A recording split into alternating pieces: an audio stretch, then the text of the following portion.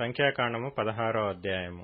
లేవికి ముని మనుమడును కహాతుకు మనుమడును ఇస్హారు కుమారుడునగు కోరహు రూబేనీయులలో ఏలీయాబు కుమారులైన దాతాను అబీరాములును Peleth కుమారుడైన ఓనును యోచించుకొని ఇశ్రాయేలీలలో పేరు పొందిన సభికులును సమాజ ప్రధానులునైన 250 మందితో మోషేకు ఎదురుగా లేచి, మోషే అహరోనులకు విరోధముగా పోగుపడి, మీతో మాకిక పనిలేదు, ఈ సర్వసమాజములోని ప్రతివాడునూ పరిశుద్ధుడే, యెహోవా వారి మధ్యనున్నాడు, యెహోవా సంఘం మీద మిమ్మును మీరేల హెచ్చించుకొనుచున్నారనగా మోషే ఆ మాట విని సాగిలపడెను.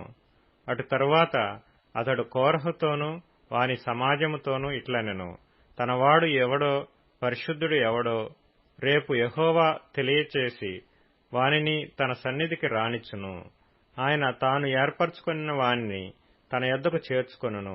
ఇలాగు చేయుడి, కోరహును అతని సమస్త సమూహమునైన మీరును ధూపార్తులను తీసుకొని వాటిలో అగ్నియించి రేపు యెహోవా సన్నిధిని వాటి మీద ధూపద్రవ్యము వేయుడి.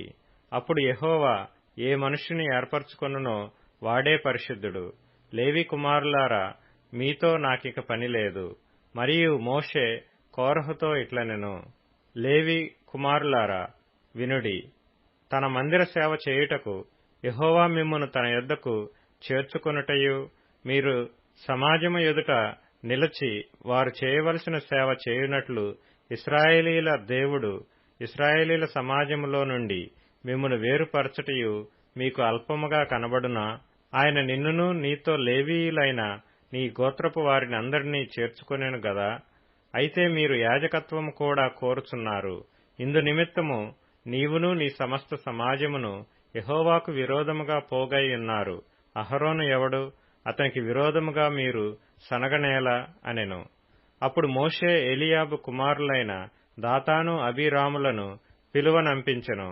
అయితే వారు, మేము రాము, ఈ అరణ్యములో మమ్మను చంపవలెనని పాలుతేనెలు ప్రవహించు దేశములో నుండి మమ్మను తీసుకుని వచ్చుట చాలనట్టు మా మీద ప్రభుత్వము చేయుటకు నీకు అధికారము కావలెనా?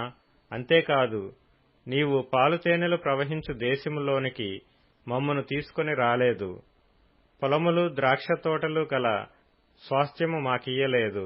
ఈ మనుషుల కన్నులను ఊడదీయుదువా? మేము రాము అనిరి. అందుకు మోషే మిక్కిలి కోపించి, నీవు వారి నైవేద్యమును లక్ష్యపెట్టకము, ఒక్క గాడిదనైనను వారి యొద్ద నేను తీసుకొనలేదు. వారిలో ఎవనికిని